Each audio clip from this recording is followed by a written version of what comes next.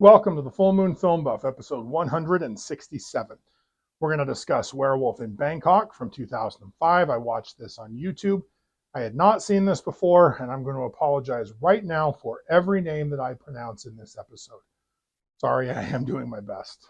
As always, we start with the crew and cast. This, however, is a rare example where a comprehensive credit list is difficult to find in English.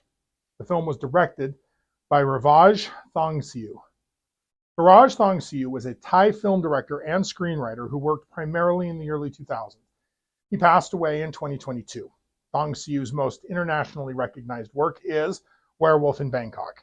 In 2005, he directed Dek Den, which is translated as Battle Royale Bangkok, a feature film about a love affair between a high school boy and a beautiful girl that escalates into violence between students at two colleges. The cast includes Chusak Iamsuk as Frank. He was billed as Nong Cha Cha Cha, Natnichia Cherd Chupapakri as Lily, Debbie Bazoo as Chuchi, Sink Doksado, and Tadsa Porn Radakit as Singh. Chusak Iamsuk, known professionally as Nong Cha Cha Cha, is a famous Thai comedian, actor, and dancer. Iamsuk entered show business at the age of 12 as a dancer.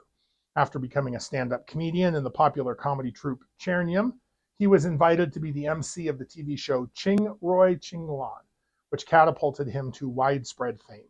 His younger brother, Chukiat Iamsuk, is also a famous comedian. In addition to his performing career, he owns a noodle franchise, Nong Cha Cha Cha Noodle, which has branches in various locations, and I kind of want to try. Natnicha Cherd Chupapakari did 2 films as a child actress. Debbie Bazoo did 2 films. Todd Saporn Rodakit also did 2 films. This is Sink Doxadeo's only film. I'm going to be up front here. This is a really tough recommendation. It's hard for me to judge properly. This is the first Thai film I've ever watched, though I do love Thai food. So I don't have a good way to gauge its quality. Personally, I had trouble following everything. Not all the humor hit me the way I think it was intended, and I'm certain that some storytelling and filmmaking conventions just went over my head. I do not recommend this as your first step into Southeast Asian cinema. I would actually be curious if any of you can recommend a better first step into Southeast Asian cinema. Let's talk about the synopsis. This film hits the ground running. A werewolf follows a werewolf hunter named Singh home and attacks his pregnant wife. Sometime later, carefree garbage collector Frank spends his days scavenging for salvage with his niece Lily in tow. One night, they have to hide from rival trash diggers in a haunted house called the Sod Said House, where a werewolf bites Frank. Singh and his friend are still on the trail of the original werewolf. They put a big bounty out with the trash digging gang, who mistake Frank for this other werewolf. There is a musical dance break with lots of comedic hijinks. Frank falls in love with a fellow trash woman, Shu Shi. She is related to Tao Yoi, a guardian of a mysterious character named Anarut, described as an offspring of the last wolf in the world. Anarut is the one who bit Frank. It turns out the leader of the trash digging gang is the original werewolf. Frank and he fight, although there was a second I thought they were going to make out. When Frank and Anarut run into each other, they merge into a super werewolf, I think. The 2 werewolves fight until Frank and Anarut cannot agree on a strategy, and so Singh steps in for a while. Eventually, Frank and Anarut defeat the evil werewolf and revert to their original forms. The end. The werewolf transformations in this film are budget conscious, to put it kindly. Don't expect even basic level effects here. There are 3 different makeup looks among the 4 different werewolves, assuming we count the super wolf union of Frank and Anarut as a distinct werewolf.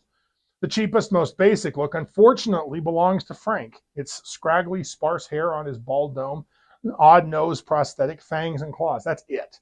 He looks more sickly than scary. Anarut's look is better, but mostly just because we see less of it. Unlike Frank, who wears cargo shorts and cut-off tank tops most of the time, Anarut wears a hooded long robe, so we only see his hands and face in the werewolf form. They look okay. The evil werewolf and the super werewolf looks are significantly more developed. They are full-body suits with impressively sculpted abs that remind me more of apes or chimpanzees than wolves, except obviously for the heads. The heads are definitely canine. The closest look I can think of is from Kibikichi and Kibikichi 2. We only ever see Frank transform from his human appearance to the werewolf state.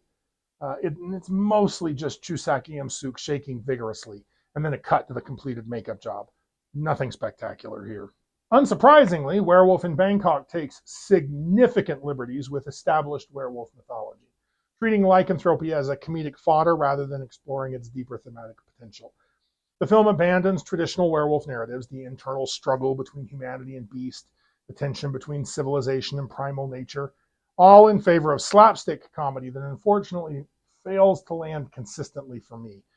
While the movie retains some conventional elements, lycanthropy does spread through a bite, it introduces a notable deviation.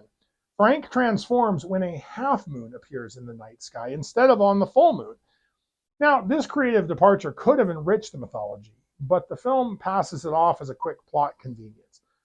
The movie remains frustratingly vague about this trigger. Does the half moon refer to any lunar phase except for full or new moons? The filmmakers show no interest in clarifying the rules. Most tellingly, despite featuring werewolf hunters as characters, the film neglects to establish any specific weaknesses or vulnerabilities. This represents a missed opportunity to both honor werewolf lore and to create dramatic tension. Instead of leveraging these mythological elements for either genuine horror or effective comedy, Werewolf in Bangkok squanders its supernatural premise on gags. Now, at first glance, Werewolf in Bangkok is a low-budget Thai comedy about a garbage collector who transforms into an adorable werewolf. However, beneath its comedic exterior, we can find a commentary on class inequality and economic desperation in early 21st century Thailand. Through Frank, a man who literally makes his living sifting through society's trash, the film uses werewolf transformation as a metaphor for how economic marginalization can fundamentally alter one's humanity. As always, my thoughts are my own, but that's especially true here.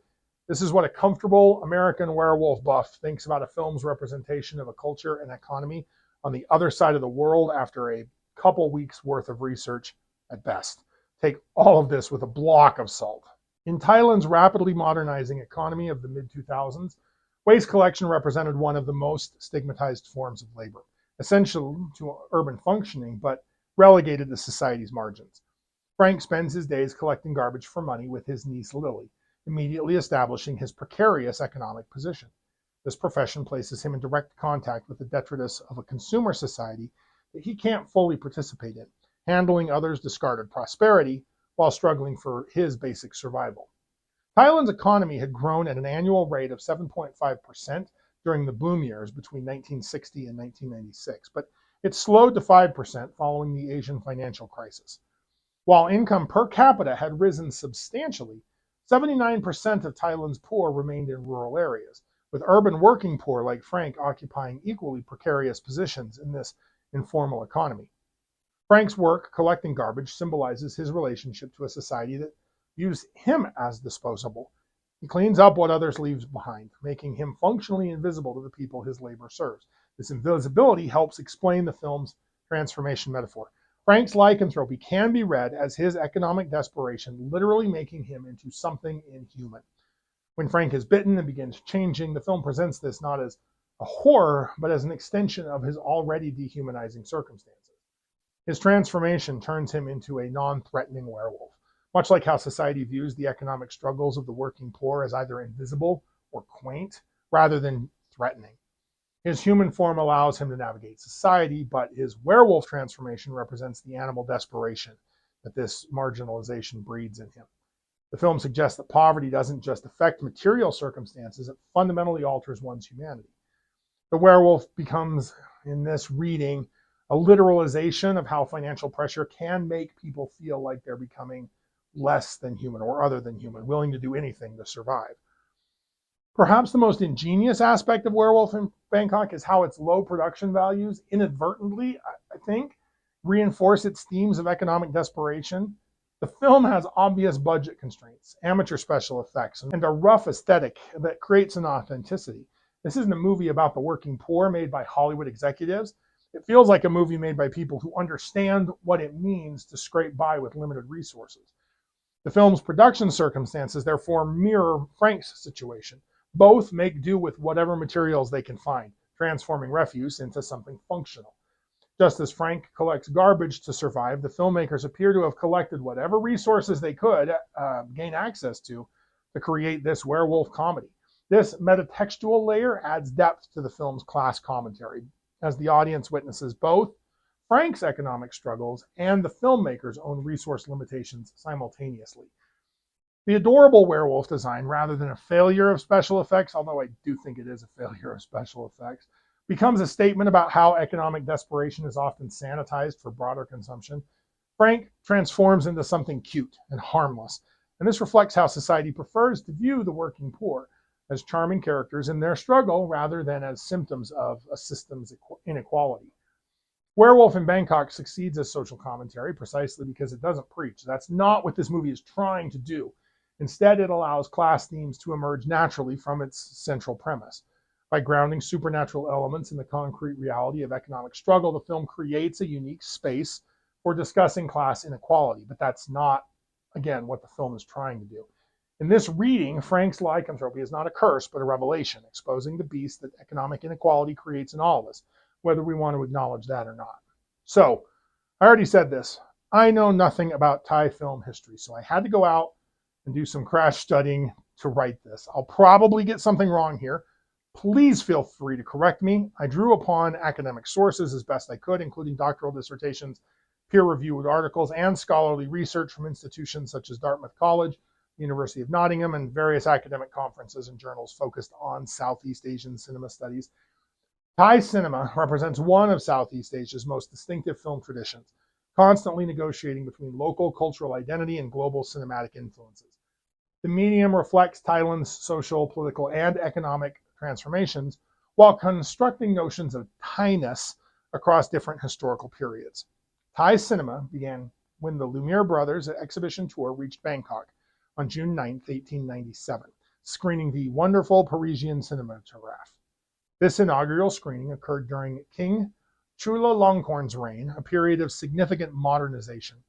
Royal patronage provided legitimacy and resources, enabling cinema to flourish, and distinguishing Thailand's development from colonial territories where foreign companies controlled cinema as a commercial enterprise. World War II's aftermath transformed Thai cinema, as it did in a lot of the world. The introduction of silent 16mm celluloid stock democratized filmmaking, making production more accessible and economically viable for local producers. This successful post-war era created a distinctly Thai cinematic language that addressed local concerns and cultural sensibilities, and I think this is what I'm sensing. Local film production developed in close relation with its largely rural audience, establishing the foundation for a genuinely domestic film industry that moved beyond merely exhibiting foreign films for a domestic audience. The 70s brought both challenges and opportunities. Production accelerated dramatically. Filmmakers produced 150 Thai films in 1978 alone. Many were low-grade action films that critics derided as Nam Now or stinking water. However, this era also witnessed significant artistic developments. Prince Tatrichalaram Yukol, a U.S.-educated filmmaker and royal family member, made socially conscious films. His work, Kao Chu Karn, Dr. Karn, addressed corruption in Thai civil service and nearly faced military censorship. This tension between commercial demands and artistic consciousness became a defining characteristic that continues to influence contemporary production. Hollywood competition brought the Thai industry to its lowest point during the 80s and 90s. Reflecting broader cultural globalization patterns, Hollywood came to dominate. Local production struggled to compete with the high-budget Hollywood spectacles while grappling with questions of cultural authenticity and relevance to changing Thai society. By the late 90s, Thailand experienced its new wave renaissance. Directors like Nonzi Nimbutur, Penek Rata Narurang, and Apichatapong Wisarethakul, I'm butchering that, along with action star Tony Jaa, gained recognition at international film festivals. New wave cinema gained momentum throughout the early 2000s, with directors exploring themes of social and political issues, cultural identity, and the human condition. These filmmakers combined international film festival aesthetics with distinctly Thai sensibilities, creating works that communicated across cultural boundaries while maintaining local specificity. The contemporary period shows continued evolution as new generations build upon new wave foundations while addressing current social and technological realities. Just like everywhere else, digital technology further democratized production, while streaming platforms and international co-productions created new distribution and financing models. We've talked about all this before.